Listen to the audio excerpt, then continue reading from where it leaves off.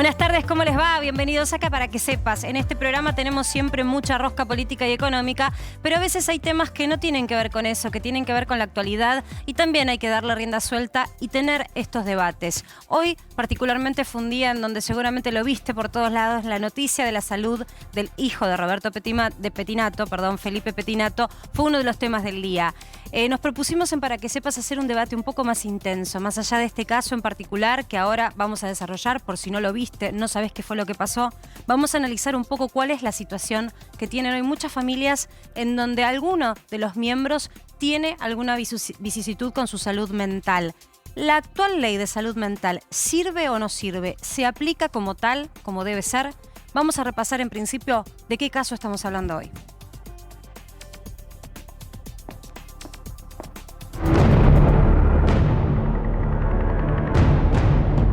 Carga de fuego era muy grande, había mucho humo, así que desplazamos un total de 10 ambulancias al lugar, una unidad de oxigenación. Atendimos un total de 8 personas, de las cuales 2 fueron trasladadas al hospital Pirovano. También se constató el fallecimiento de una persona de sexo masculino. El otro paciente por Petinato está en una clínica privada, lo vinieron a buscar, así que primero nosotros lo sacamos en el hospital Pirovano de su cuadro y después lo vinieron a buscar en su clínica de su prepago.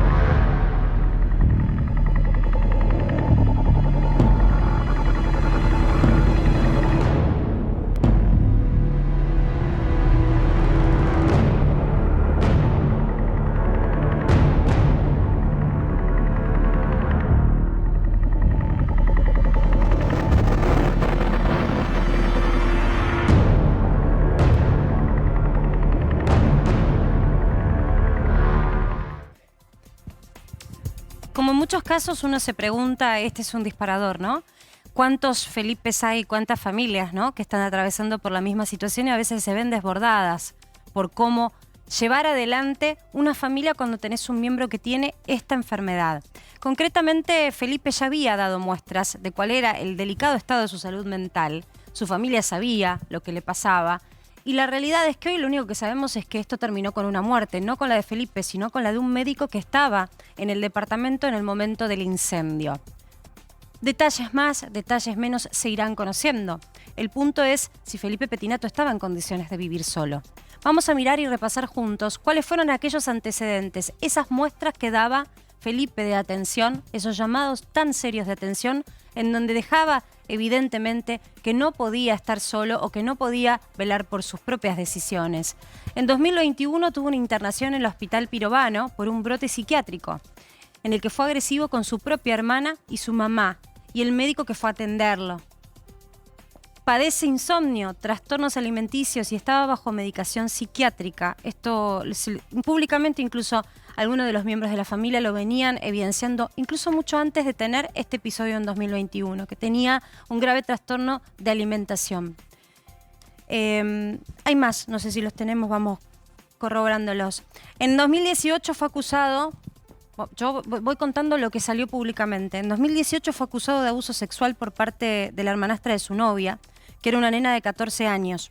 En 2019, presuntamente, lo estamos chequeando, pero públicamente se dio a conocer que aparentemente habría estado internado en una clínica en donde él mismo habría admitido que tenía una adicción a las drogas. No se sabe bien específicamente cuál, pero habría reconocido en ese episodio y después de esa acusación tan grave que le habría hecho su anterior novia, que sí tenía un uso cotidiano de las drogas. Contó que estaba en un tratamiento para recuperarse. Todo esto lo estamos chequeando porque todavía no sabemos en qué clínica está. Ahora, en un instante nada más se va a sumar con nuestro equipo Javi Díaz, que tiene el detalle de cómo fue esta causa de la que hablamos hoy. Pero les decía, estamos haciendo este repaso porque muchas familias deben sentir que este caso les resuena. Yo hoy más temprano decía, qué parecido esto al caso Chano, ¿no? Cuando a veces las familias no saben cómo abordar a una persona que si no quiere tratarse no se trata, lamentablemente, hasta que pasa un episodio tan crudo como el de hoy que terminó en una muerte. Bueno, fueron algunas de las cuestiones que giraron hoy públicamente. El punto es si Felipe era peligroso, si era peligroso para sí mismo y para terceros, si se pudo haber evitado la situación que vemos hoy, que todavía no está concretamente corroborado cuál fue su participación. Hay que ver si él también está en condiciones de ser una persona que declare ante la ley, si sus dichos pueden ser tomados como tal, cuál es su estado de salud mental. No tuvo quemaduras graves, pero estaba internado y luego fue derivado a una clínica mental. ¿Puede su argumento como único testigo del episodio que hoy tuvo una triste muerte, el de un neurólogo, puede ese testimonio valer para esclarecer lo sucedido? De eso vamos a estar charlando hoy. Le voy a dar la bienvenida a todo mi equipo y voy a empezar con Martín Angulo. Martín, acá la ley de salud mental siempre es un tema cuando surge alguna figura polémica. Digo Maradona, digo Chano, tantas veces las familias queriendo intervenir y dicen que la ley no se los permite. Lo fue en la anterior ley y lo es también ahora, porque la nueva ley de salud mental tiene un punto positivo, que es que le mantiene los derechos a todas personas con problemas mentales. Uno se puede preguntar, ¿pero qué? ¿La ley anterior no se los mantenía? No. La ley anterior establecía que cuando una persona quedaba internada, perdía todos sus derechos civiles. Esto se modificó. Ahora, ¿qué fue lo que ocurrió? Y vos decías una frase que es clave en la ley y que voy hablando con algunos jueces, me decían que es el gran tema que tienen a la hora de ordenar una internación de una persona con problemas mentales, que sea peligroso para sí y para terceros. Y te lo extiendo un poco más. Una persona puede ser internada contra su voluntad cuando hay riesgo cierto, inminente, para sí y para terceros. Claro. Y esto lo tiene que determinar no un juez, sino que lo tiene que determinar un equipo interdisciplinario de médicos. Bien. Y siempre hay A ver, una discusión hay una suerte sobre esa frase. No todo el mundo tiene por qué saber, pero digo, hay una suerte de consultoría médica en donde se examina al paciente de distintas aristas de lo que reviste la salud para determinar finalmente lo que Martín dice. Si es una persona que puede velar por su propia condición de vida para mantenerse a salvo y si además es una persona que no puede llegar a ser peligroso para un tercero. Esta decisión entiendo que tiene que ver con el cambio que tuvo la ley en el año 2010. Sí. Porque mucho también es cierto, porque algunos dicen, pero la familia se queda sin herramienta. Supongamos que tenemos un paciente que es un adicto a las drogas. Voy a citar el caso de Maradona, por ejemplo. Y la familia que tantas frustraciones tuvo para querer o para convencerlo de que se interne. Y el hombre no se quería internar, porque el adicto tampoco muchas veces puede o sabe salir de determinados círculos, mucho menos una internación voluntaria. Cuesta y mucho. Entonces allí lo que sucede muchas veces es que se cuestiona la ley. Ahora la vamos a repasar juntos la ley, pero ese cambio en la ley también tuvo asidero y hay que también poner esto sobre la mesa, porque se daban los casos al revés. Familias que tal vez generaban carpetas médicas para internar a una persona y cuántas veces era o por un bien material o para sacarse de encima de la responsabilidad. Atención que tener un paciente en estas condiciones en la familia requiere mucho de dejar tu vida de lado en pos del otro. No es para todas las familias. No. Ahora vamos a volver sobre esta ley porque Sí. Martín te va a contar el detalle de qué significa esta ley, pero ya lo sumo a nuestro compañero, conductor y periodista especializado, Javier Díaz. Javi, Hola, me Marce, voy un ¿cómo cachito estás? para atrás y me acerco hacia vos. Yo decía, es un debate que constantemente, cuando hay alguna figura popular, ¿cuántas veces, chicos? Charly García, Maradona, Chano, Andrea Rincón, Matías Salé, ¿cuántas veces a veces se juzga la ley y el accionar si es tardío o no de la familia? Muchas veces las familias dicen, ¿y si no podemos hacer nada? Sí, tal cual.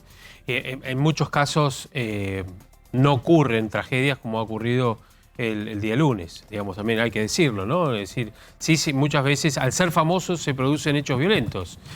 Miren un caso concreto hace ya algunos meses, un caso lamentable también, una persona con un brote psicótico que ataca a un policía con un cuchillo y lo mata, ¿se acuerdan ustedes ahí en Sí, Palermo, en Palermo.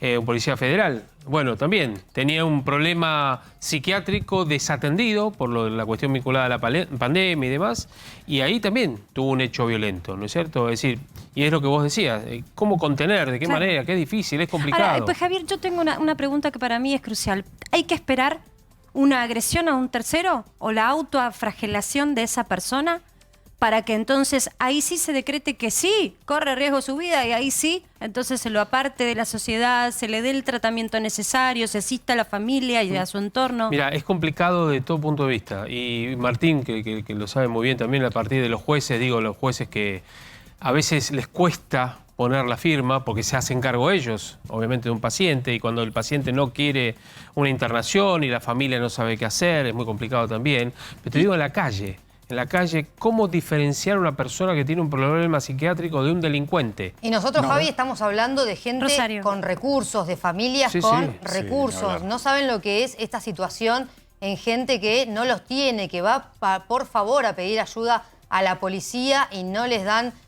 no los atienden, van por favor a pedir ayuda a los hospitales médicos, a los hospitales públicos y tampoco los atienden. Es una problemática muy seria la que se vive hoy, sobre todo con los adolescentes. Los juzgados de familia pueden pasar meses y meses sin saber o sin preguntar qué es lo que pasa con ese chico, que la madre quizás llega a una comisaría desesperada y no le dicen tiene que ir al juzgado y no le dan bola y son semanas y semanas. Martín, ¿por qué no le dan bola? No, porque además otro punto importante de lo que decía Javier. La ley establece que la internación es la última medida y la medida más grave que se debe tomar con una persona con problemas mentales.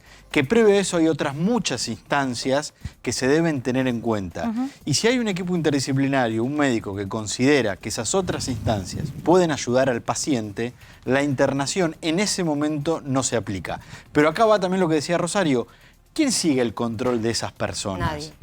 ¿Cómo controlás que una persona con problemas mentales, que no tiene recursos, que no tiene familia, en donde el Estado muchas veces, o en la mayoría de las veces, no está presente, siga ese tratamiento que no sabés, por el problema que tiene, que de un momento para el otro puede agravarse? Me parece que está bueno tener en cuenta, digo, Dari, ¿cómo estás? ¿en qué Buenas tardes. contexto, cómo anda, Marce? ¿En qué contexto se piensa la ley? No, me parece que la ley es, bien, uno podría decir, bien intencionada, en el sentido de que busca justamente preservar los derechos de las personas con problemas de salud mental, ¿no? Y que un poco combate el modelo de tratamiento de los casos de salud mental que viene del siglo XIX, del principio del siglo XX. Esto del manicomio, Esto del manicomio. Exactamente, esta idea que está en la película Atrapados sin salida. Casi que lo de los extirpás de la 70. sociedad y no le das la posibilidad de que, de alguna Exacto. manera, con Una un especie- tratamiento pueda ser parte Una de la especie misma. la idea de un manicomio como una cárcel donde prácticamente se tortura. Digo, Claro. esto, hay muchos psiquiatras que dicen, bueno, cuidado que antes de la ley ya no existía, medio que ya no existía más ese Igual modelo, en que el ya caso- estaba... Javi. En el caso de Felipe Petinato, el médico que lo trató en la clínica Zavala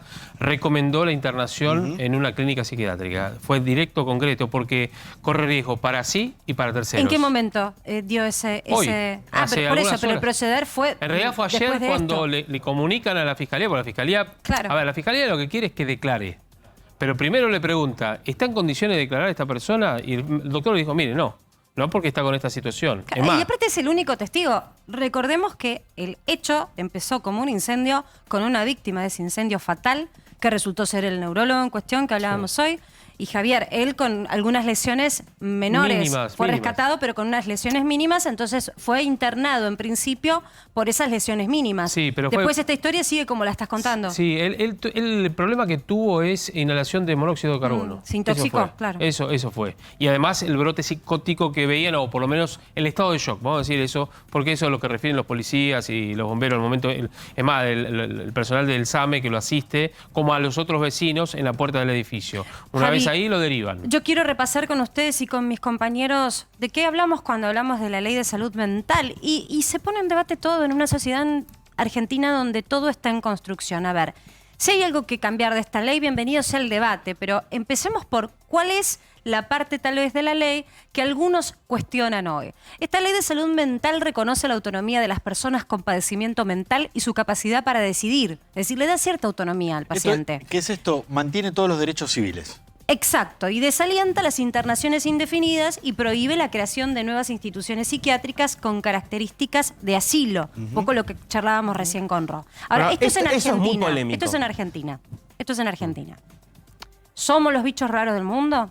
¿Es la única ley que tiene este tipo de características? Dari, vos trajiste un informe de eso. Y no es así. La realidad es que, a ver, hay una tendencia mundial, como decíamos antes, ¿no? Este modelo del manicomio, que viene sobre todo del siglo XIX, principio del siglo XX, está en abandono en todo el mundo. Ahora, ir a esta lógica de directamente no puede haber más hospitales monovalentes, como se llaman hospitales exclusivamente psiquiátricos. Monovalentes, buen término. Eso, Claro. eso sí Hay en algunos otros casos, pero en otros países no. Digo, en muchos países se mantiene la idea del hospital, entre comillas, monovalente, que ya no es más monovalente. O sea, son hospitales psiquiátricos, pero donde se atiende un montón de cuestiones vinculadas a la salud mental. Y entonces ahí me parece que hay un punto interesante. Estados Unidos en los 80 ahí da un buen ejemplo. Estados Unidos en los 80 avanza muy rápido hacia la desmanicomialización, ¿no? Que es esta idea de terminar con esto. ¿Sabes cuál fue el resultado de lo que pasó en Estados Unidos en los 80 después de esto?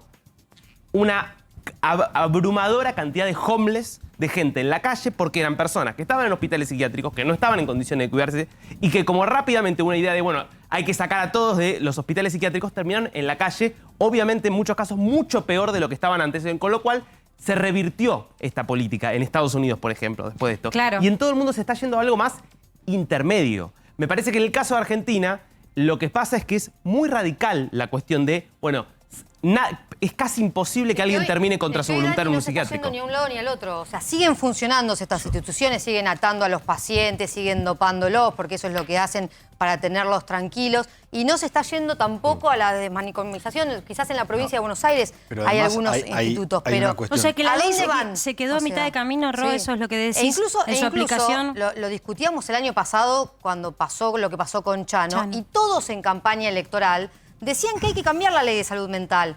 Ahora, pasó esto y no vimos ningún cambio. O sea, en el Congreso no la discutieron, no se está debatiendo esto. Y vuelve a estar en los medios por un caso como este. Bien, estamos con Ricardo Marcelo Corral. Vamos a preguntarle a un especialista. Él es presidente de la Asociación Argentina de Psiquiatras, además de que lo hemos llamado tantas veces porque pertenece a una institución de primera calidad como es la del Borda. Escuchaste seguro todo este día de hoy, el caso, el detalle. Te quiero preguntar por esta reflexión que hacen mis compañeros. Darte la bienvenida para que sepas y preguntarte, ¿falla la ley? ¿Falla la aplicación? ¿Qué falla que tenemos que una vez más asistir a un evento, en su momento Chano, que se salvó de la muerte de casualidad y no mató a alguien también de casualidad, y hoy sí hay un muerto en el medio? ¿Cómo estás? ¿Qué tal? Buenas tardes. Bueno, lo que estoy escuchando de ustedes es algo bastante interesante. Veo, no conozco tu nombre, pero está muy bien la reflexión que haces. Pero se confunde un poco en algunos puntos. Por ejemplo, una de las cosas que tengo que insistir, que ya lo he dicho varias veces, lo decimos insistentemente desde la Asociación Argentina de Psiquiatras, es que en la Argentina no hay más manicomios. Hay hospitales especializados en salud mental y en psiquiatría, así como hay hospitales especializados en oftalmología. Eso número uno. Número dos, la medicina ha cambiado mucho. Yo estoy en el Hospital Borda desde el año 1983, o sea, hace mucho tiempo. Ya en ese momento... En realidad, el tema de los derechos de las personas estaba muy instalado. No era algo nuevo, pese a que yo venía ya de la época de estudiar en la Facultad de Medicina con el proceso, donde se sospechaba de muchas cosas. Pero yo cuando ingresé al hospital era una actividad donde se ayudaba a las personas más necesitadas, porque pensemos que donde iban al hospital era gente marginales de los marginales, gente sin recursos, con dificultades para acceder a la atención, y sin embargo la atención era de primera calidad. Todo eso fue evolucionando cada vez más. En estos casi 38, 39 años que yo estoy, el conocimiento de la medicina, de las neurociencias y de la psiquiatría ha sido muy grande, por eso que cada vez los tratamientos son más eficaces, las internaciones son más breves. Yo puedo decir hoy en día que una internación de una persona que tiene un episodio psicótico, que es un poco lo que estaban hablando hoy, en 3 o 4 semanas se resuelve. Por eso es que hablar de manicomios es algo tan, digamos, seguir hablando de Foucault, por ejemplo, que mucha gente habla de Foucault, es algo que no existe más eso. Hoy en día, el tema fundamental de la ley, que están tocando ese tema, lo bueno de la ley es que plantea algo que todos queremos, que respetar a las personas, sea lo que tengan. Pero de alguna manera estigmatiza el tratamiento, lo cual genera un problema para las personas. ¿Por qué? Porque alguna persona no va a consultar al psiquiatra. ¿Qué dice la gente? ¿Cómo voy al psiquiatra? No estoy loco. Es decir, que genera hay cierto tabú, es un real estigma, eso.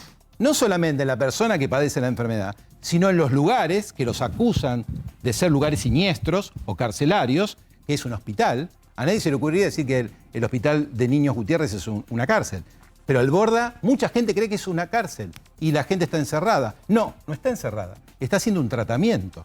Entonces eso es muy importante porque al estigmatizar a la persona que ayuda, perjudica a la persona que necesita la ayuda. ¿Pero la persona puede salir del Borda? Claro que sí. Y de hecho, todo si hay una orden de internación, No, ¿pueden es retirarse? que el grave problema aquí es otro. Gracias por la oportunidad. No hay que legislizar la medicina. La medicina tiene una serie de pautas importantes que tienen que ver con el tratamiento, que están basados en la evidencia científica, y en realidad no hay que legislar nada ahí. Cada una es como legislar el infarto agudo de miocardio. ¿Qué es lo que tiene que hacer el cardiólogo? ¿Tiene que estar en una ley? Claro. Lo mismo pasa en salud mental y en psiquiatría. Cuando una persona tiene una descompensación psicótica, el que tiene que tomar decisiones es el médico que hace el diagnóstico. Totalmente. Como pasa con el infarto. Ahora quiero volver con vos porque tenemos tantos detalles que, por supuesto, con tu experiencia en un primer análisis, tal vez podamos llegar a donde hubo tal vez una falla en este caso. Pero para muchas familias esto es un tema que vale la pena ser mirado. Hoy decíamos lo mismo en nuestra producción. Hay muchos lugares en donde se ayuda a la gente, por ejemplo, en sus adicciones. Y recuerdo hace un tiempo ya haber hablado con Ivo Kutsarida, actor, ustedes lo conocen también por su incursión en la política, pero él se convirtió en una persona que apoya a otras personas en lo que es una adicción. Un coach de personas que tienen determinadas situaciones de vulnerabilidad frente a drogas y que finalmente son reunidas en una fundación. Estamos allí, en la Fundación EIRA, y queremos conocer cómo es un centro de tratamiento para las adicciones. A ver cómo es por dentro este lugar. No sé si ya nos está escuchando Ivo por allí en nuestro móvil.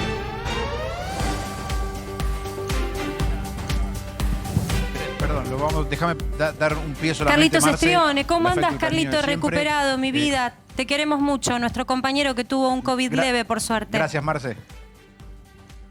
Gracias a Dios leve. Sí, gracias, Marce. Sabés el respeto y el cariño de siempre. Y contar un poco, sumarme a lo que vos estabas diciendo, Marce. Cuando el Estado mira para otro lado, empiezan a involucrarse las personas que no solo modifican su propia vida, terminan modificando la vida de otras y de familias y de un montón de gente de una sociedad. Este tipo es Ivo Kutsarida, que es un actor que se ha reconvertido en consejero psicológico especialista en adicciones, y estábamos charlando. Yo no lo conozco a Ivo, es la primera vez que lo veo. Estábamos charlando y es el ejemplo, Ivo Kutsarida, hoy de cómo una persona que se involucra puede sanar a otra y salvarle la vida, nada menos. Vos estabas escuchando recién, Ivo, te doy el pie, gracias por recibirnos. Sí, bueno, buenas noches a todos. Sí, estaba escuchando la conversación, interesantísimo. En primer lugar, lo que decía el psiquiatra, es decir, una persona que pide ayuda no es un loco. Al contrario, está mostrando un signo de salud mental. O sea, la persona que recurre a un psiquiatra, que recurre a un psicólogo, que recurre a una comunidad terapéutica, que reconoce que tiene un problema, está empezando su recuperación y su rehabilitación. Así que yo los invito a todos a revisar ese concepto, ¿no? Ese primer concepto. En segundo lugar, sí, acá estamos en la Fundación EIRA, una fundación que se fundó gracias a la visión de Luis Marchionni, que entendió que para recuperar a una persona hay que formar un equipo interdisciplinario de profesionales y hay que brindarle a esa persona amor, respeto y enseñarle, porque el ser humano no es solamente un cuerpo, es una mente, es un alma, es un espíritu, es biología, es genética, es emociones, es psique. Entonces, hacer un tratamiento holístico, creo que el psiquiatra hablaba un poquito de eso, claro. de tratamiento. Hola, Ivo, más breves, ¿cómo estás? Intensivos. Acá Marcela te saluda. Sí. Te Marcela, estoy escuchando y digo, ¿qué ¿Cómo andás? diste en la clave? ¿Te acordás que yo te dije, vamos a volver a charlar de este tema? Bueno, lamentablemente el marco es una desgracia, pero lo que vos estás mencionando me parece que es rotundamente esclarecedor, porque ¿cuánta gente tiene todavía el tabú de contar que toma medicina para poder dormir, o que tiene ansiedad, o que tuvo algún trastorno del estilo compulsivo? Y ese miedo a contar es porque lamentablemente es un tabú, porque nadie tiene miedo a contar que tiene, no sé, diabetes. Digo, no es una estigmatización hoy en la sociedad, pero hay determinadas cosas que sí. Y si ya desde lo menor se empieza a estigmatizar, imagínate cuando los casos son un poquito más graves. Pero me gusta esto que estás planteando, que es que la persona que se acerca a un médico está mostrando un síntoma saludable Eso es salud. Y quiero incorporar Exacto. al doctor a ver si opina Exacto. como nosotros, Doc, porque va un poco en línea. Acá Ivo nos va a mostrar y vamos a hacer un recorrido por este lugar en lo que podamos, por supuesto, y nos permitan, teniendo la prudencia del caso para la gente que está allí haciendo sus tratamientos sin entorpecer la salud de nadie. Pero realmente estos lugares, estos centros de ayuda, tratan una mirada integral, porque está en contra de esta cosa que tenemos en la cabeza vieja y obsoleta del manicomio. La única forma es llegar a esa internación. ¿Cómo ves vos estas terapias que son, claro, que son como complementarias además? Sí, de hecho en el hospital el trabajo es interdisciplinario. Nosotros trabajamos los médicos psiquiatras junto con los psicólogos, junto con los trabajadores sociales, con las terapistas ocupacionales, con todo el equipo de salud, los enfermeros profesionales especializados en salud mental. Es decir, es el trabajo en conjunto de un equipo, por eso se llama equipo interdisciplinario. Y una cosa que quiero aclarar que es muy importante también, mucha gente todavía cree hoy que el hospital Borda es solamente internación, cuando en realidad, cuando yo ingresé al hospital había 2.500 pacientes internados, hoy hay 400, gracias a esto que expliqué antes, que los tratamientos son más eficaces, y el 90% de la actividad es de personas ambulatorias. Eso es muy importante, la mayoría de la gente no lo sabe. O sea, 9 de cada 10 pacientes van, pasan un rato o el día y después se retiran a sus O domicilios. van a la consulta nada más. Hay pacientes que van una vez por semana o una vez por mes a control nada más. Muchos pacientes. Ivo, yo quiero preguntarte en tu caso, cuando viste hoy el caso de este chico, de Felipe Pettinato, que lo tenemos,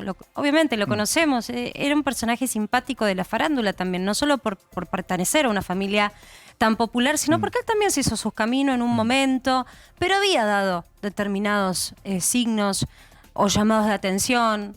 Lo pusieron también en debate algunas hermanas o a una hermana que veían cosas que no estaban bien y que requería un abordaje integral y una asistencia constante. Hoy tenemos, lo tengo a Javi, vos sumate con esto, la información que tenemos es un hecho totalmente lamentable que arranca con un incendio y que lamentablemente tiene un médico muerto hoy.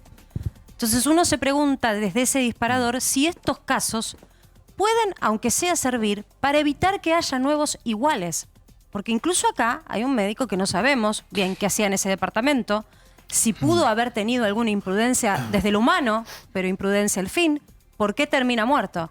Y Javi, ¿hay mayor información sobre esto? Y le doy la opinión a Ivo también para que Sí, suba. el tema Javi. es, a ver, fue médico de él, fue médico de Felipe, esto se sabe, también amigo, se transformó en un amigo, pero por los amigos del médico, el doctor Melchor Rodrigo, que es el fallecido, los amigos mismos decían, o por lo menos uno de ellos decía, él se transformaba con el correr del tiempo en prácticamente médico amigo de sus pacientes, porque se interiorizaba, porque iba a la casa, porque tenía un contacto diferente al de cualquier otro médico que terminaba la consulta, podía tener una consulta telefónica, algún encuentro Él era neurólogo. casual, y nada más. Él era A mí neurólogo. esa apreciación de su expertise me llama la atención. Sí. Pensé que era un psiquiatra quien abordaba sus Marcela, trastornos, los que hemos mencionado. Ivo, ¿ustedes están acostumbrados a esos lazos afectivos? Sí. Mira, Marcela, vamos a poner las cosas en claro. La adicción, el consumo, es una enfermedad crónica, progresiva y mortal. Entonces, nos estamos preguntando si la ley de salud mental es clara cuando dice, y creo que ustedes lo mencionaron, varios de ustedes lo mencionaron, que cuando una persona atenta contra sí misma, corre peligro su vida o la vida de los terceros, se puede internar involuntariamente. ¿Y qué es la adicción? Es la pérdida de la libertad psicológica, de la libertad de elegir lo que te hace bien. Entonces, una persona que uno ve que tiene uso problemático de una sustancia o de una actividad y que está atentando contra su vida, es factible de internación involuntaria. ¿Y se la puede recuperar esa persona, Ivo? Pero por supuesto que sí. Es decir, si no, no estaría la Fundación EIRA. Ahora, y los 33 Ivo, profesionales vos que trabajamos todos estás los dando días en la acá. tecla con Sí, un tema, que eso es lo que yo pongo sobre la mesa para que lo debatamos. ¿Por qué tenemos que lamentar una muerte? ¿No hubo un paso anterior en donde se pueda rescatar a ese paciente de la tristeza, aparte de haber el hecho traumático de haber participado de la muerte de un otro? No sabemos bien qué es lo que sucedió, pero en principio lo que se sabe, Javi, es que fue un incendio intencional. Aparentemente lo que dicen los bomberos es que hubo un producto que aceleró el fuego. ¿Qué puede ser esto? un líquido, combustible, puede ser algún elemento que había alrededor de las personas, ya sea una tela, ya sea... Es más, el sillón que se prende fuego y queda todo el esqueleto del sillón. Hay unas fotos que nosotros acá en la 24 hemos mostrado. Ahí había ropa también, ropa como acumulada, ¿no es cierto? Y eso puede haber incrementado aún más el fuego. Sí, Ahora, lo que ha tenido de fuego la víctima, mucho fuego, más que en el resto del cuerpo, es en sus piernas. El fallecido. Es decir, Ay. toda la combustión fue en sus piernas y después tomó el resto del cuerpo. Está bien. De todas maneras, estoy segurísimo que hubo muchísimos llamados de atención, pero muchísimos llamados de atención y muchísimas conductas que ya indicaban que esa persona corría riesgo y que podía hacer correrle un riesgo a una tercera persona. Entonces, nosotros desde la Fundación ya abordamos a la familia y los ayudamos a tomar ese paso, que muchas veces es el paso más difícil, que es tomar la decisión muchas veces. Que un padre se dé cuenta o lo reconozca. Exacto, porque hay que ayudarlos. Y obviamente también escuché ahí en el piso hablar de la responsabilidad que le cabe al sistema judicial, a poner la firma. A darse cuenta que tienen una responsabilidad, que cuando hay una persona que tiene un problema de salud mental serio, una patología seria, y la adicción es una patología seria porque conduce a la muerte, hay que poner la firma. ¿Qué pasa con la firma, internarla. Martín, de los jueces? Y hay que salvarla. La ley establece que los jueces ordenan la internación de una persona cuando un equipo interdisciplinario establece que esa persona... Y lo leo textual. Hay un riesgo cierto, inminente para sí y para terceros. Lo que le quería preguntar al doctor es si clínicamente este diagnóstico es fácil o es difícil de hacer para determinar la internación de una persona. Esa Ricardo. fórmula legislativa fue un grave error. Uy. Porque si hablamos de conductas humanas, no podemos saber si es cierto y si es inminente, salvo que alguien esté haciendo justo en ese momento algo. Pero el problema, como decía al principio, es legislar sobre la salud. El médico que evalúa a una persona sabe si va a tener un problema o potencialmente un problema. Como decía Ivo, lo mismo. Una persona que consume no tiene un riesgo cierto inminente ya, pero lo va a tener en su futuro. Está condenándose a muerte. O sea, vos tenés una mirada crítica a esta parte del texto de la ley. Totalmente, porque justamente lo que genera es desamparo en la persona que lo necesita y en las familias que lo necesitan y complican la actividad médica en sí de los profesionales de la salud porque limitan muchas de estas cosas. Ahora, digamos, doctor, yo solamente podría internar no como una estrategia terapéutica, porque la internación, en definitiva, es una estrategia terapéutica. Doctor, Esto fue hasta 2010, ¿no? Perdón, Rod, justo Sería la estábamos hablando terapia temprano. intensiva de la psiquiatría, la internación. En 2010 se cambia la ley. Cuando alguien tiene un accidente, Ajá. va a la terapia intensiva porque tiene un accidente, o si tiene un infarto por unidad coronaria. Cuando tiene un episodio psicótico, la terapia intensiva es la internación. Y Bueno, lo ¿por qué decretaba un viene juez. eso? Perdón, Rosario, Marce. ¿por qué se cambió la ley? ¿Qué fue lo que sucedió? ¿Quién de los dos tiene la información? ¿2010 o un Yo cambio? le puedo decir, Sí, en realidad es una cuestión más ideológica. Se hablaba de la hegemonía médica, que es un disparate, en realidad, porque la medicina justamente es la que produce los cambios y la que a través de la investigación ha permitido poder reconocer cosas precoces para tratar de hacer cambios. Uno de los cambios que hay que hacer, que lamentablemente no se hacen, es que haya buena educación, que haya buena alimentación en los chicos. Son todas situaciones de Ahora, vulnerabilidad. doctor, ¿fueron Esas cosas no se hacen. ¿Fueron consultados los psiquiatras para la redacción de la ley? En su momento, cuando pasó eso, que yo estaba, éramos varios colegas nuestros, casi todos los legisladores estaban en contra. Y después se votó a favor. Y ahora los consultan a ustedes porque Nos consultan, siempre se dice hemos que se tiene que tenido cambiar. reuniones, el senador Fiat, que es el presidente de la Comisión de Salud del Senado, nos reunió, ya hace un tiempo que veníamos hablando con él, viendo la necesidad y estas dificultades reales, porque estas son dificultades reales, no son ideológicas. En realidad hay toda una cuestión vinculada con una corriente que se llamó antipsiquiatría, que viene de las fines de la década del 50 y del 60, que quedó denostada justamente en la situación de la famosa película de Jack Nicholson, Atrapados sin salida. Entonces la gente se imagina que la psiquiatría es eso.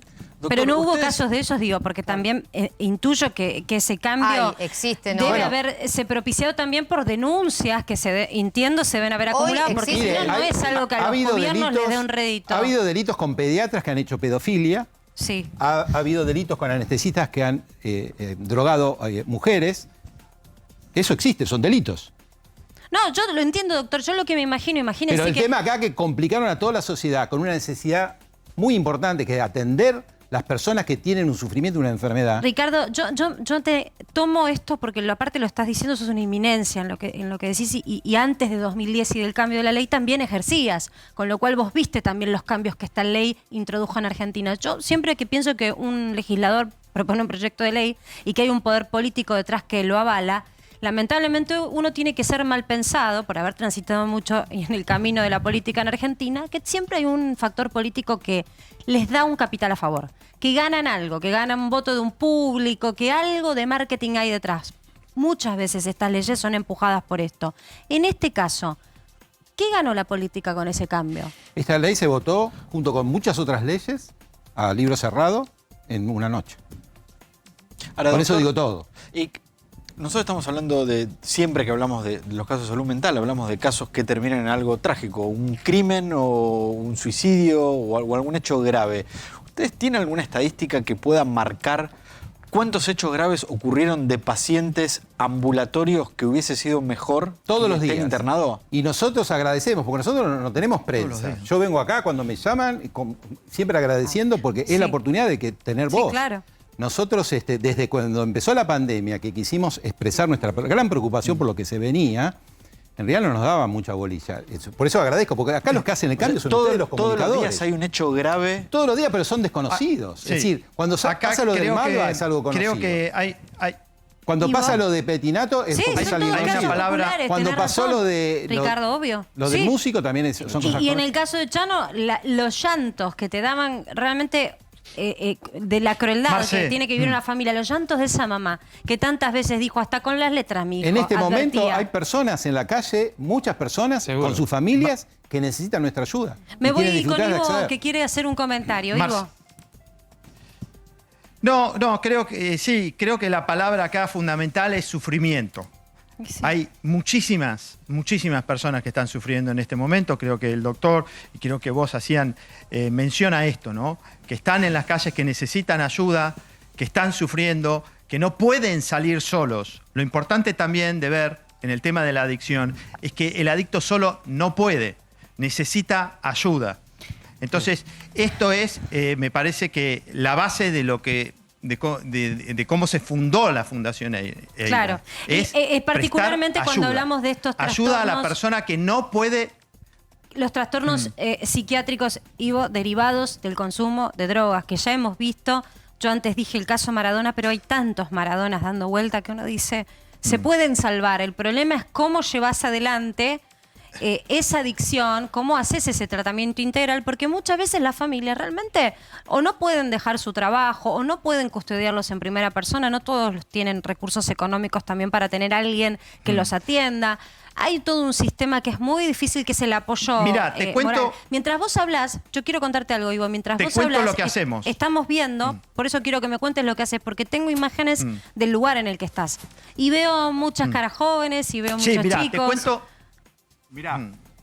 Y si me permitís, Ivo, vos me das el ok. Mirá, porque también estamos hablando de Dale, gente, Carlitos. de persona, de cara, de pibes. Vení. Mandate vos, perdón que vos esto lo manejas bárbaro, Carlos. Lo que hacemos. Porque queremos también sacarle el mito a que son lo que lugares hacemos. oscuros, a que son lugares que realmente los tienen atados. No, pará, hay lugares que son dignos. Vení. Yo no digo que sean todos iguales, como tampoco hay hospitales públicos, todos infraestructuramente, la infraestructura, perdón, quise decir, se pueden comparar. No todo se puede comparar, hay algunos mejores y otros peores, pero estamos viendo un clima de un lugar que es un centro de atenciones, Los chicos. de adicciones, Mirá, Marce, realmente, mirá, acá. detengámonos en esas imágenes. Dale. Ojalá liguemos una hamburguesa después, pero también mostrar que, digamos, ahí está ahí. Acá están los chicos que nos recibieron a todos, que estamos hablando de gente, de personas que están acá buscando también su propio futuro. Y la cara son ellos, ¿no? Hola a todos, gracias por recibirnos. Mucha gente gracias joven. por el respeto, gracias. Muchos chicos jóvenes. Fíjate, nos están viendo, nos están saludando. ¿Te das cuenta el clima que se vive en estos lugares? Yo lo que quiero, también para que muchas familias se entiendan, que esto no tiene que ser un tabú. Que tener una adicción es una enfermedad como otras tantas y a veces muy difíciles de abordar de manera individual. Y que si alguien levanta la mano en una familia y dice, yo tengo esto, lo sufro y lo sufro solo, que haya una familia que no se sienta que está haciendo un daño para esa persona si, por ejemplo, se acerca a una fundación como la que estamos viendo, este centro que está acá llevado adelante por Ivo y un montón de médicos más. Ivo le pone el cuerpo casi de corazón, pero hay un montón de médicos que se dedican a esto. Entonces yo lo que quiero es mostrar eso, porque eso también es respeto, es amor y es salud. No es lo que vemos tantas veces en una película o una serie de Netflix. Hay un poco y un poco, puede ser, pero también hay de estos lugares. Sí, te cuento. Mirá, el concepto de la Fundación Eira es ser una escuela de vida, enseñarles a vivir distintos. Obviamente que nosotros creemos en algo sumamente profundo, que el ser humano se puede recuperar, que se puede rehabilitar, que se puede redimir, que puede cambiar su manera de pensar, que puede cambiar su manera de sentir, que puede cambiar sus hábitos. Acá en la Fundación Eira los chicos se levantan a las 7 de la mañana y a partir de que se levantan hacen todo, desde la limpieza, el desayuno, cocinan, se lavan, toda la institución se mantiene con el trabajo, con este nuevo hábito de hacer y de ser independientes, de empezar a recobrar eso que perdieron. En 1 año y medio, ¿cuántos pibes han dejado este lugar egresados ya de acá? 60. Nosotros hacemos un tratamiento corto e intensivo. Hay talleres, hay por lo menos entre 5 y 6 talleres diarios, grupales. Talleres de gestión de emociones, talleres para aprender a pensar, talleres de compartir lo que les pasa, de escritura, educación física 3 veces por semana, pileta climatizada, cancha de fútbol, cancha de pádel, cocinan, ellos mismos cocinan, hacen absolutamente todo. Entonces, claro, este tipo de tratamiento integral, exacto, sí, se les enseña a vivir de otra manera. Se les enseña a vivir de otra manera. Y una vez que empiezan a recobrar la autoestima, que se logra tratándolos con respeto, con amor, una vez que se logra eso, enseguida la persona naturalmente tiende a desarrollar todo su potencial. Esto está basado en la creencia de que el ser humano siempre va a buscar lo mejor para sí mismo. La adicción precisamente es en un momento de tu vida realmente perdés esa libertad, pero acá la recobrás. La vas recobrando de a poco. Lo primero es realmente tomar la decisión. Claro. Exacto, pero la persona tiene que tomar la decisión y también incorporamos a la familia el tratamiento. ¿Cómo hacen porque con no con es las cuestión, familias? y le hablo a todas las familias, sí, claro, que me depositan, acá está la oveja negra, nosotros no tenemos nada que ver. Vení, papá, sentate, mamá, pareja, hermanos, y tienen que hacer grupo y tienen que empezar a hacer también el tratamiento. Claro. Porque forma parte. El adicto es la manifestación. Sí. Déjame preguntarle al doctor, a Ricardo, ¿cuánto pesan las familias? Las familias que a veces no pueden reconocer, porque duele a veces reconocer, como duele reconocer cualquier enfermedad de un familiar. La familia es fundamental para todo lo que está diciendo Ivo, para el tratamiento integral, pero además hay que tener en cuenta que las familias a veces sufren muchísimo más que la persona, porque las madres, las hermanas, los hijos, es una situación donde se sienten más desamparados y además, esto que decimos, estigmatizados y discriminados. Ricardo, ha sido el caso inverso. El caso de la familia que dice, como dice Ivo, no, yo lo deposito en un lugar, no me quiero involucrar, me quiero sacar este tema. Hay familias que pasan por muchas cosas y a veces hay un familiar que está fastidioso y dice, bueno, mira, no sé, es mi hermano, yo lo adoro, pero la verdad que yo no puedo con esto. En eso tenemos que, el Estado tiene que ayudar y estar presente, porque el problema que suele surgir es que las familias se agotan. Ese es el punto. Pasa el tiempo y se agotan. Entonces llega un momento donde realmente no saben cómo acudir y están quemados, lo que llamamos burnout. Sí. Es personas que no van. Pero en general, el tema es que hay que estar ahí y tener la disposición de poder resolverlo. Yo cuento siempre este ejemplo. Nosotros en el Hospital Borda estamos 7x24. Los 7 días, 24 horas para atender a las personas que tienen acceso en forma gratuita. Estas son las grandes cosas también de los que trabajamos en el hospital público, que tenemos esa posibilidad y que la gente a veces no va por el prejuicio y por el estigma que lamentablemente existe. Y gracias a ustedes, como pasa hoy, lo están despejando. Es que sí, Ricardo, porque aparte la saturación es natural. si vos tenés a alguien en tu familia que está atravesando por esta situación difícil, uno puede acompañar un tiempo, pero después te das vuelta y tenés que trabajar. Algunos tienen sus propios hijos. No todo el mundo puede estar las 24 horas. Por eso es tan importante confiar en la institución médica, en estos centros. Pero bueno, después tenemos las cuestiones que hablábamos recién de la ley. Dari, ¿querías aportar algo? Yo, sí, no, le quería preguntar al doctor si tienen todos los recursos y los recursos necesarios para hacer buenos tratamientos en el hospital. Y en general la psiquiatría en la Argentina tiene buenos recursos. Ustedes saben muy bien que a partir de la pandemia la agenda del periodismo y de los políticos fue la salud. La realidad es que hoy mismo se está peleando y discutiendo por los salarios de los médicos. Es decir, que hay mucha declamación, pero después cuando hablamos de políticas sanitarias, los recursos no aparecen. Yo podría plantear muchas cuestiones de cómo estoy en contra de muchas de las decisiones que toman los políticos, más allá de cualquier partido. Sí. Porque acá yo he vivido desde el primer interventor, el último interventor del gobierno militar, todos. Los de Alfonsín, los de la Rúa, los de Menem, todos. Bueno, hubo una intención en algún La momento realidad de es que cerrar todos, las instituciones médicas. Ah. Hubo algunos amagues con cerrarlas. Claro. Por eso la política acá pesa a veces y pesa fuerte. Javi, vos también hace mucho que cubrís esto y has visto casos así. Y, a ver, el tema de la ayuda de los padres o de los familiares, vamos a decir, familiares, amigos, es que le piden que si pueden lleven ropa de cama, si pueden lleven elementos de higiene, porque les faltan a muchos de los hospitales públicos. Pero yo les quiero decir algo más, que como periodista de policiales lo sé porque me lo cuentan. Es más, me están escribiendo muchos policías y me dicen, tenemos mucha complicación al momento de, primero, discernir cuando una persona tiene un problema psiquiátrico. Claro. Porque ante un hecho violento, el policía piensa que es un delincuente. Claro. O cometiendo un delito, por supuesto, también. Ahora, cuando lo llevan detenido y certifican que esa persona tiene un problema de salud mental, a veces es complicado convencer al juez, al fiscal y demás que esa persona no necesita la libertad. Es decir, porque muchos dicen, bueno, denle libertad, entrego a los padres o que los padres se presenten o lo que sea, sino que necesita un tratamiento. Dice, porque después es peor. Por ejemplo, les cuento algo que pasó hace 48 horas. Una persona se acerca a la comisaría que está acá en la avenida Scalabrini Ortiz hace 2 días en la mañana, porque tenía que hacer un trámite, una denuncia. Se presenta al mostrador, la atiende una mujer policía y le dice, sí, ¿qué necesita? Tengo que hacer una denuncia, pero ¿puedo pasar al baño? ¿Un segundo? Sí, claro. Pasa al baño, segundo después escuchan un disparo.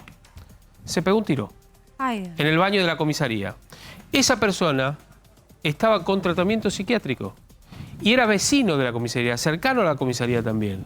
Entonces, esto también está pasando en la calle, en donde la policía a veces no está del todo capacitada para discernir hasta que lo puede hacer, y después esa connivencia entre policía y justicia tiene muchos agujeros, ¿no? Sí, yo me pregunto, perdón chicos, yo me pregunto cómo tiene que discernir un policía. También se había cuestionado mucho el accionar en el caso Chano, pero bueno, ahí de última también había un llamado a una institución médica. En el medio apareció una ambulancia, había personal médico, pero ¿le falta a los policías algo más en su formación? ¿No es competencia de ninguna manera de la policía cuando tienen que discernir un caso así? Chano recibió un tiro, Sí. El policía. Claro. El otro policía recibió un puntazo, lo mató y mataron al hombre que tenía el problema psiquiátrico también. Nosotros estamos siempre a disposición. Sí, el hospital, yo trabajo también en la Universidad de Buenos Aires, soy profesor de la facultad. Y siempre estamos a disposición para entrenar a las personas que están, porque eso es importante, cuestiones de seguridad. El tema es que justamente una persona que va a reducir, a tratar de contener a alguien que está en una situación de excitación, producto psicótico, imaginemos que eso sucede en un partido de fútbol.